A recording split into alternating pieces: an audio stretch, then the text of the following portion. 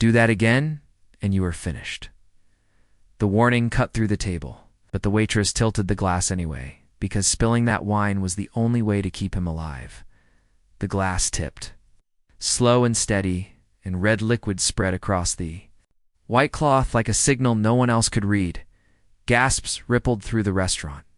A manager stiffened. A man at the next table muttered in anger. The waitress bowed her head as if ashamed, hands already reaching for napkins. Playing the role everyone expected, but the man in the tailored suit did not react. Kang Joon, the Korean Mafia boss, watched without moving, eyes sharp and still, because in that single moment, he understood something was very wrong. The spill was not clumsy. It was deliberate, and deliberate meant danger. The restaurant glowed with soft lights and warm colors. The kind of place where rich people relaxed and believed they were safe. The smell of butter, grilled meat, and expensive wine filled the air. Laughter floated between tables, careless and blind. Most people only saw a waitress making a mistake. Kang Joon saw a woman choosing risk. Her name was Yuna, and she wore her uniform like armor. A simple black dress, white apron, hair pulled back, tight. No jewelry except a thin chain she never removed. Her hands were steady as she wiped the table, but inside her chest. Her heart beat with the focus of someone who had learned how to survive moments like this. She did not look at Kang Joon. She did not need to. She had already seen what mattered too. Tables away, a man sat too stiff, his smile a second too late, his eyes never touching his plate. His sleeve hung low, hiding his wrist. His body leaned just slightly toward Kang Joon's table, like a compass needle pointing north. Yuna had noticed him the moment. She walked onto the floor. Most people never learned how to read rooms. Yuna had no choice but to learn. Yuna grew up in a small apartment above a noisy street where sirens were more common than birds. Her mother worked cleaning offices at night and caring for old neighbors during the day. Her father disappeared when promises became heavier than love. From a young age, Yuna learned what hunger smelled like. She learned how cold floors felt on bare feet in winter. She learned how fear could live quietly inside walls. Her mother taught her one rule that stayed with her forever. When you see someone in danger and you can help, you help. Even if your hands shake. Even if your voice fails. Even if the world tells you to mind your business. That rule shaped Yuna's life.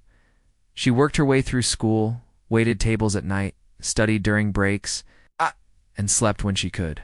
She learned how people with power treated those without. She learned how silence could protect, but also how silence could kill. Once. Years ago, she watched a man collapse on a subway platform while everyone pretended not to see. She still remembered the sound of his head hitting concrete. She still remembered how the crowd swallowed him. She promised herself she would never look away again. Kang Joon had chosen this restaurant because it was discreet, without feeling hidden. A place where deals were implied, not spoken. His men were scattered across the room, dressed as businessmen, friends, couples. They were trained to notice reflections, doors, shadows. None of them had noticed the man with the hidden hand. Yuna did. When she brought the wine to Kang Joon's table, she felt the shift in the air. The quiet tightening, the kind of stillness that came before something broke. Her fingers closed around the bottle. Her mind ran fast but clear. If she walked away, there was a chance nothing would happen. If she caused a scene, there was a chance everything would change. She thought of her mother's rule. She tilted the glass. The spill forced the room to look. Napkins flew. Chairs scraped back. The manager rushed over, apologizing too loudly. People leaned away from the table, annoyed, curious. Awake, the man with the hidden hand froze. Kang Joon's guards moved, not in panic, but with quiet precision, when adjusted. His chair, blocking a clean line of sight. Another stood and stretched, eyes locked on the stiff man. A third shifted closer to the exit. Yuna leaned in, voice low, face apologetic, words hidden by the noise she had created. She told Kang Joon what she saw, the sleeve, the hand, the focus. Kang Joon listened without reacting. His eyes moved just enough to confirm it. The threat was real and it had been stopped. The suspicious man tried to smile as he stood, pretending to take a call. Before he could take 2 steps, Kang Joon's men were beside him, guiding him away, with hands that looked friendly but carried weight. Oh. No struggle, no scene, just removal. Within minutes, the restaurant settled back into its illusion of safety. Most guests would never know how close they had come to chaos. Why, Yuna knew. Kang Joon knew, and that knowledge changed everything. Why Yuna finished cleaning the table, her movements calm, professional. The manager hovered, whispering apologies to Kang Joon, already planning consequences for the waitress. In places like this, workers paid for disruptions, even when they saved lives. Yuna waited. She did not beg. She did not explain. She had learned. That dignity lost its power when turned into performance. Kang Joon watched her closely, not like a boss watching a servant, like a soldier recognizing another soldier. He asked her why she did it. Yuna met his eyes for the first time. Her gaze was steady, tired, honest. She explained that she noticed something wrong and acted. She added that silence can be deadly. When danger hides in plain sight, the words landed deep. Kang Joon had built an empire on silence, on people looking away, on fear doing the work before. He ever had to speak in here was a waitress telling him that silence was the enemy. The manager interrupted, voice shaking, suggesting punishment, suggesting dismissal. He spoke about rules, about mistakes, about reputation.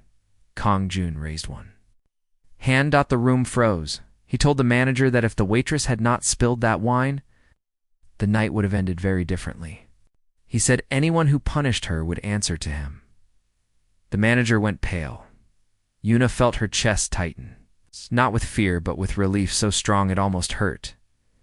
Kang Joon looked at her and said something that would stay with her long after she left the restaurant. He said that true courage often looks like a mistake to people who do not know how to see. She nodded. A word spread quietly, not as gossip but as respect. The staff began treating Yuna differently, not with fear, with care, with space. Recognition, tips increased, voices softened. Even the manager avoided her eyes. Kang Joon returned to the restaurant weeks later. He sat at the same table. He ordered the same wine. He watched the room like a man remembering a lesson he never wanted to forget. Yuna worked her shift as always. No extra smiles, no seeking attention. She carried herself the same way she always had. That was what impressed him most. Kang Joon had survived his life by assuming everyone wanted something from him. Power taught him that kindness often came with strings, loyalty came with fear. Yuna wanted nothing. That unsettled him more than threats ever had. He called her over near the end of the night. He spoke quietly, without pressure. Told her he never forgot debts. He offered to help her study, to fund her future. No conditions, no control. Yuna listened carefully. She told him she would accept help only if it stayed clean. Kang Joon agreed without argument. In that moment, 2 worlds met without collision. Months passed. Yuna finished her studies. She left the restaurant with references that opened doors. She carried herself with the same calm strength she always had. Kang Joon changed too. He became more careful, more restrained. He shut down operations that thrived on silence and harm. He funded training, education, quiet support that never carried his name. The man who once ruled through fear learned something else. He learned that a life could be saved without violence, that power could be checked by courage, that the smallest action could stop the largest threat. The night Yuna spilled the wine became a story told without names, a quiet legend among staff and guards. A reminder that danger does not always announce itself. Heroes do not always wear badges or carry weapons. Sometimes they carry napkins. Sometimes they spill wine. Sometimes they choose to act, while everyone else stays seated in the end. The truth was simple. The waitress did not make a mistake. She made a choice, and that choice saved a life. changed a man, and proved that silent courage can shift the balance of power without ever raising its voice. If you were in that restaurant, would you have noticed the hidden hand? Would you have done something? Comment where you are watching from and share what you would have done. Subscribe for more stories that honor silent heroes, unseen battles, and the quiet strength that changes everything.